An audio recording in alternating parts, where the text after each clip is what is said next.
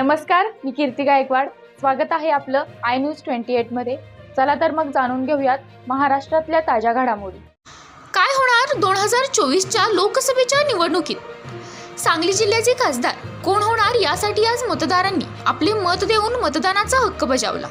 या लोकसभेच्या निवडणुकीमध्ये सांगली जिल्ह्यात तिरंगी लढत होत असून अपक्ष उमेदवार विशाल पाटील, महायुतीचे उमेदवार चंद्रहार पाटील तर भाजपचे उमेदवार माजी खासदार संजय काका पाटील यांच्यात चुरस झाली असून सकाळी 7 वाजल्यापासून टप्प्याटप्प्याने सायंकाळी 6 वाजेपर्यंत एकूण टोटल टक्केवारी खानापूर मतदारसंघ 44 मध्ये एकूण मतदान 52 ते 55% झाले असून सांगली जिल्ह्याचे खासदार कोण होणार याची उत्सुकता मतदारांना लागली असून येत्या 4 जून रोजी खासदारांचा चेहरा स्पष्ट होणार.